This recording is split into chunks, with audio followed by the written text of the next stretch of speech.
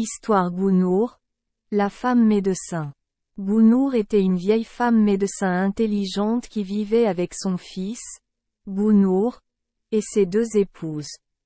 Les épouses étaient Gouda le lézard rouge et Birien le petit lézard épineux. Un jour, les deux épouses avaient fait quelque chose qui avait mis en colère Gounour, leur mari, et il les avait toutes les deux violemment battues. Après avoir été battues, ils sont partis seuls. Elles se disaient qu'elles ne pouvaient plus supporter leur vie actuelle et qu'elles ne pouvaient pourtant s'en sortir que si elles tuaient leur mari. Ils ont décidé de le faire. Mais comment? C'était la question. Ce doit être par ruse. Finalement, ils décidèrent d'un plan. Ils ont creusé un grand trou dans le sable près du ruisseau, l'ont rempli d'eau et ont recouvert le trou de branches, de feuilles et d'herbes. Maintenant, nous allons y aller, dirent-ils, et dire à notre mari que nous avons trouvé un gros nid de bandicoot. De retour, ils retournèrent au camp et dirent à Gounour qu'ils avaient vu un grand nid de bandicoot près du ruisseau. Que s'ils se faufilaient, ils seraient capables de les surprendre et de remporter le lot. Gounour s'en alla en toute hâte. Il s'est faufilé jusqu'à quelques mètres du nid, puis a lancé un saut vers le sommet. Et ce n'est que lorsqu'il sentit la cime des branches céder avec lui et qu'il s'enfonça dans l'eau qu'il comprit qu'il avait été trompé. Trop tard donc pour se sauver, car il se noyait et ne pouvait s'échapper. Ces femmes avaient observé de loin le succès de leur stratagème. Lorsqu'elles furent certaines d'avoir effectivement débarrassé leur mari détesté, elles retournèrent au camp. Gounour, la mère, a vite manqué son fils, s'est renseigné auprès de ces femmes, mais n'a obtenu aucune information d'elles. 2 ou 3 jours passèrent et pourtant Gounour, le fils, ne revint pas. Sérieusement alarmée de sa longue absence sans lui avoir fait part de son intention, la mère résolut de suivre sa trace. Elle reprit sa trace là où elle l'avait vu pour la dernière fois quitter le camp. Elle le suivit jusqu'à ce qu'elle atteigne le soi-disant nid de bandicoot. Ici, ses traces disparurent, et nulle part elle ne put trouver un signe de son retour d'ici. Elle tâta le trou avec son bâton de fil et sentit bientôt qu'il y avait quelque chose de gros dans l'eau. Elle coupa un bâton fourchu et essaya de soulever le corps et de le faire sortir, car elle était sûre que ce devait être son fils. Mais elle ne pouvait pas le relever. Bâton après bâton s'est cassé dans l'effort. Finalement, elle coupa un bâtonnet et essaya avec, et elle réussit. Lorsqu'elle a sorti le corps, elle a découvert qu'il s'agissait bien de son fils. Elle a traîné le corps jusqu'à un lit de fourmis et a observé attentivement si les piqûres des fourmis apportaient des signes de retour à la vie. Bientôt, son espoir s'est réalisé et après une violente contraction des muscles, son fils a repris conscience. Dès qu'il a pu le faire, il lui a raconté le tour que ces femmes lui avaient joué. Gounour, la mère, était furieuse. Ils ne t'auront plus pour mari. Tu vivras caché dans mon dardeur. Quand nous arriverons près du camp, tu pourras monter dans ce long et grand combi, et je t'accueillerai. Quand tu voudras aller chasser, je prendrai du camp dans ce combi, et quand nous serons hors de vue, vous pourrez sortir et chasser comme autrefois. Et c'est ainsi qu'ils réussirent pendant quelque temps à garder secret son retour, et les femmes ne savaient pas que leur mari était vivant et dans le camp de sa mère.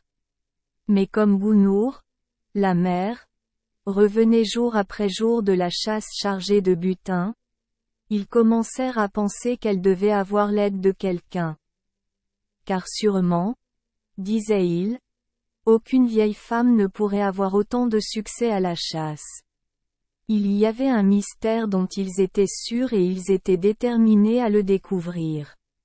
Vous voyez, dirent-ils, elle sort seule. Elle est vieille, et pourtant elle rapporte à la maison plus que nous deux ensemble, et nous sommes jeunes. Aujourd'hui, elle a apporté des opossums, des pidgebillas, des ignames au miel, des kyutas et bien d'autres choses. Nous avons peu, mais nous sommes allés loin. Nous la surveillerons. La prochaine fois que la vieille Bounour sortit, portant son gros combi, les femmes la surveillaient. Regardez, dirent-ils, comme elle va lentement. Elle ne pourrait pas grimper aux arbres pour les opossums. Elle est trop vieille et trop faible. Regardez comme elle titube. Ils la suivirent avec précaution, et virent qu'à une certaine distance du camp elle déposait son combi. Et Bounour, leur mari, en sortit, à leur grand étonnement. Ah, dirent-ils, c'est son secret. Elle a dû le retrouver, et comme elle est un grand médecin, elle a su le ressusciter. Il faudra attendre qu'elle le quitte, et ensuite aller à et je supplie de savoir où il était, et je fais semblant d'être heureux qu'il soit de retour, sinon, maintenant qu'il est de nouveau vivant, il nous tuera un jour. En conséquence, lorsque Bounour était seul, les deux épouses coururent vers lui et lui dirent: Pourquoi, Bounour, notre mari, nous as-tu quittés? Où étais-tu tout le temps que nous, tes femmes, avons pleuré pour toi? J'ai passé du temps sans toi, et nous, tes femmes, avons été tristes que tu ne sois plus venu dans notre d'ardeur.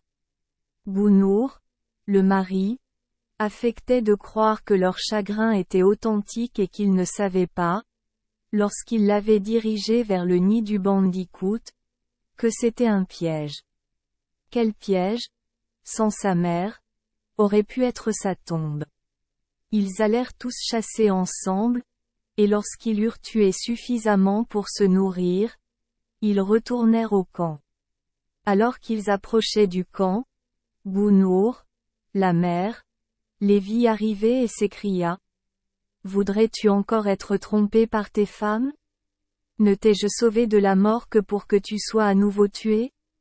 Je les ai épargnés, mais j'aurais aimé les tuer, s'ils voulaient encore avoir une chance de te tuer, mon fils.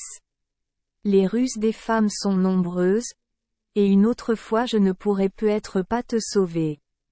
Laisse-les vivre si tu le veux, mon fils, mais pas avec toi. Ils ont essayé de t'attirer à la mort. Tu n'es plus à eux, tu es à moi seulement maintenant, car ne t'ai-je pas ramené d'entre les morts? Mais Bounour, le mari, dit: En vérité, tu m'as sauvé, ma mère, et mes femmes se réjouissent de ce que tu as fait. Elles aussi, comme moi, ont été trompées par le nid de bandicoot, l'œuvre d'un ennemi encore introuvable. Vois-tu, ma mère, les regards d'amour dans leurs yeux et les paroles d'amour sur leurs lèvres ne garantissent-ils pas leur vérité? Nous serons comme nous avons été, ma mère, et nous reviendrons en paix. C'est ainsi que Bounour, le mari, trompa astucieusement ses femmes et leur fit croire qu'il leur faisait entièrement confiance, alors qu'en réalité, son esprit préparait déjà sa vengeance. En quelques jours, ses projets étaient prêts. Après avoir coupé et pointu 2 piquets, il les enfonça fermement dans le ruisseau, puis il plaça 2 bûches sur la berge, devant les bâtons, qui étaient sous l'eau et invisibles. Après avoir fait ses préparatifs, il invita ses femmes à venir se baigner.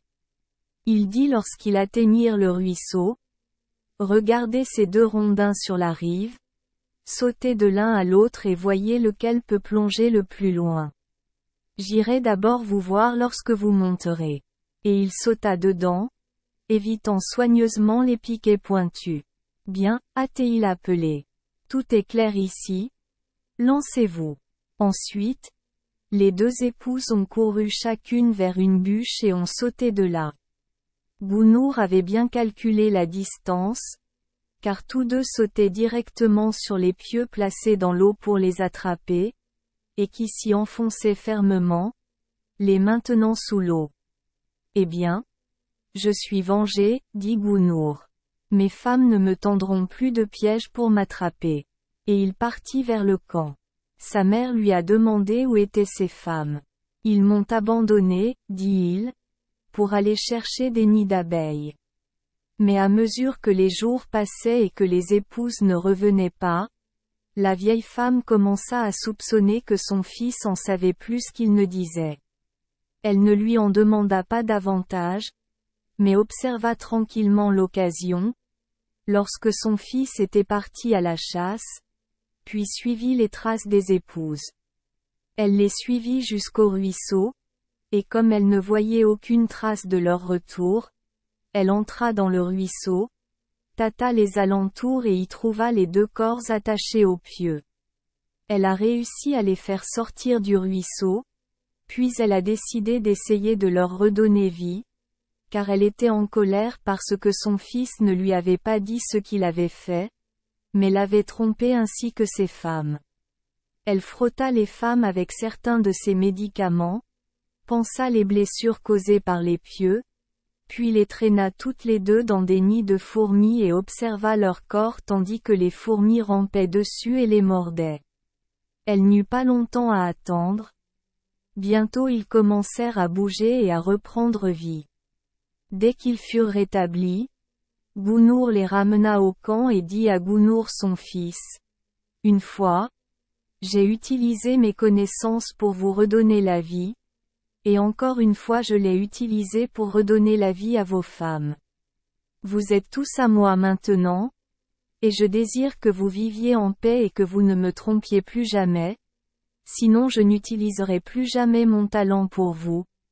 Et ils vécurent longtemps ensemble, et quand la mère docteur mourut, il y eut une belle et éblouissante étoile filante brillante, suivie d'un bruit semblable à celui d'un coup de tonnerre aigu, et toutes les tribus alentour, lorsqu'elles virent et entendirent cela, dirent, un grand médecin doit être mort, car tel est le signe.